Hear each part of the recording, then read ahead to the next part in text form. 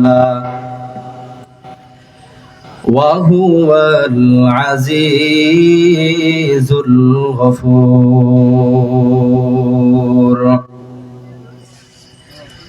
ওই আল্লাহ তাআলা যিনি তিনি সৃষ্টি করেছেন হায়াত এবং মওয়াত লিয়াবলুয়াকুম আমি আল্লাহ তোমাদেরকে পরীক্ষা করব বলে কেমন পরীক্ষা আল্লাহ করবেন ভিন্ন আয়াতে আল্লাহ পাক রব্বুল আলামিন বলেন আমি আল্লাহ মানুষকে বিভিন্ন জিনিস দিয়া আমি আল্লাহ পাক রব্বুল আলামিন পরীক্ষা করব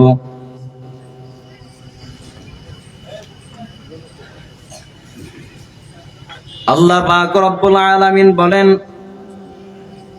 وَلَنَبْلُوَنَّكُمْ بِشَيْءٍ مِّنَ الْخَوْفِ وَالْجُوعِ وَنَقْصٍ مِّنَ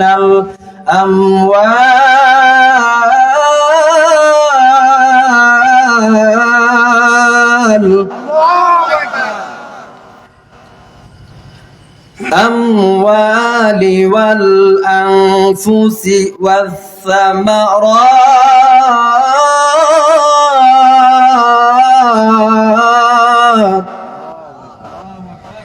وبشر الصابرين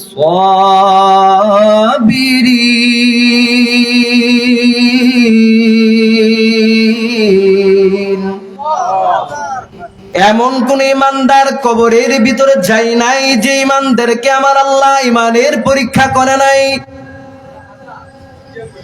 এমন কোন নবী নাই যে নবীদেরকে আমার আল্লাহ ইমানের পরীক্ষা করে নাই প্রত্যেকটা নবীকে আল্লাহ পাক রব্বুল আলামিন ইমানের পরীক্ষা করেছেন ওয়ালানাবলুওয়ান্নাকুম বিশাইইম মিনাল খাউফ বলে কিসের ভয় দিয়ে আল্লাহ পরীক্ষা করবেন বলে মুমিন বান্দার সামনে আগুন আসবে আগুনের বড় পরীক্ষা করবেন আগুনের বড় ভয় মুমিন বান্দার অন্তরের ভিতরে ভয়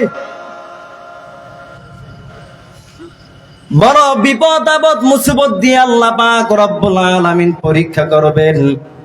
টাকা দেখো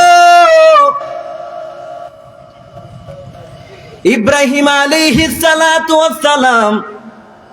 কে আল্লাহ পাক রব্বুল আলামিন কি পরীক্ষা করেছেন কি পরিমাণ পরীক্ষা করেছেন নমরুদ বিশাল অগ্নিকুণ্ড তৈরি করেছে ইব্রাহিম নবীকে আগুনের মধ্যে ফেলায়া দিবে ইমানে বড় পরীক্ষা ইব্রাহিম আলাইহিস সালাতু ওয়াস সালামের পিতার নাম কি সকলে চিল্লায়া বলেন আজর এই আজর একদিন কিছু মূর্তিগুলো বানাইয়া ইব্রাহিম নবীকে বলল ইব্রাহিম এই মূর্তিগুলো তুমি বাজারে নিয়ে যাও কারণ ইব্রাহিমের বাবা মূর্তিগুলো